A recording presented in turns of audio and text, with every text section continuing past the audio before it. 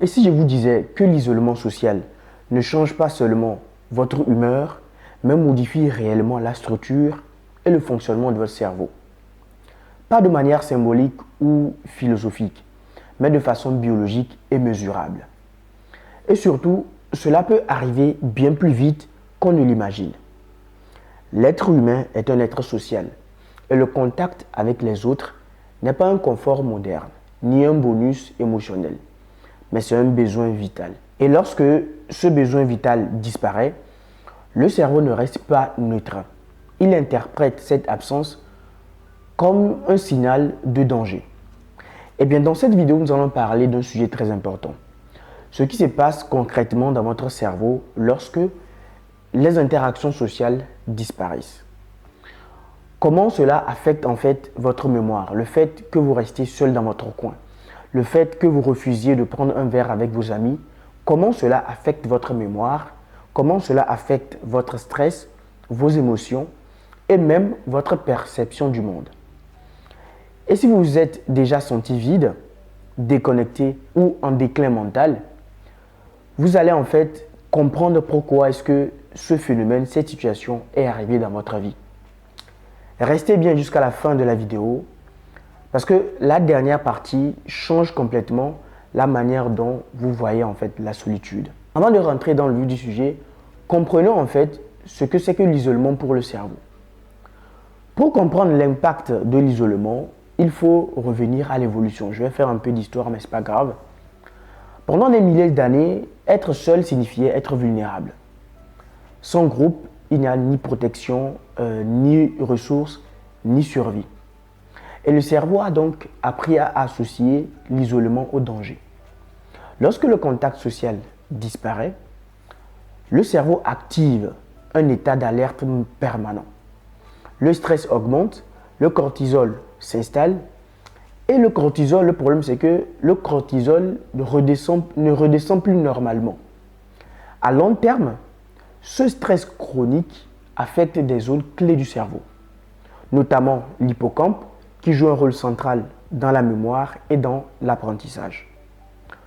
Progressivement, la concentration diminue et les pensées deviennent plus négatives et le cerveau adopte en fait un biais de menace. Tout semble plus lourd, vous n'êtes plus à l'aise, tout semble plus hostile, plus difficile. En parallèle, la production de la dopamine baisse aussi. Parce que si vous n'êtes pas intégré socialement, la dopamine aussi baisse. Ce qui réduit le plaisir, la motivation et l'envie d'agir. L'isolement ne fait pas qu'éloigner des autres. Il affaiblit aussi les mécanismes internes qui nous maintiennent mentalement actifs. Maintenant, écoute, pourquoi est-ce que l'isolement change votre comportement? C'est ce que nous allons voir maintenant. Parce que l'isolement, déjà, ça baisse la dopamine, ça baisse beaucoup de choses, la concentration, la mémoire, mais votre comportement même change lorsque vous commencez à vous isoler. Le cerveau a besoin de repères. Et ces repères-là viennent en grande partie des autres. Sans interaction sociale, il n'y a plus de feedback, il n'y a plus de validation, il n'y a plus de miroir. C'est pourquoi tu peux sortir un matin, un simple vous êtes très beau, vous êtes élégant, va parfaire ta journée. C'est pourquoi aussi qu'un simple compliment que vous êtes très intelligent peut vous permettre en fait de sécréter de la dopamine et de vraiment être meilleur dans ce que vous êtes en train de faire. Sans interaction sociale, il n'y a pas de feedback, il n'y a plus de validation, il n'y a plus de miroir. Et le cerveau commence alors à douter. Parce qu'il n'y a plus de feedback, il n'y a plus de compliments, il n'y a plus d'interaction sociale. Il doute de vos décisions, de votre valeur, de votre place dans le monde. Les émotions deviennent plus difficiles à réguler. La tristesse s'installe plus longtemps. L'anxiété apparaît plus rapidement. Et certaines personnes en fait deviennent irritables et d'autres même se replient sur eux-mêmes complètement. Et le problème, c'est que ces changements-là de comportement rendent les interactions sociales encore plus difficiles. Parce que plus vous êtes isolé et plus ça sera difficile pour vous de vous faire des amis, d'interagir avec les autres. Ce qui pousse à s'isoler davantage. Et à ce stade, en fait, le cerveau transforme cette situation-là en croyance. Il ne croit plus que tu es capable d'interagir avec les autres. Mais il se dit que si je suis seul, c'est que je ne mérite pas mieux. Et cette idée-là s'ancre profondément dans tes gènes et devient automatique, inconsciente, et pourtant, elle est totalement fausse. Parce que, quel que soit l'isolement, les gens ont fait des prisons où ils ont été isolés pendant des années.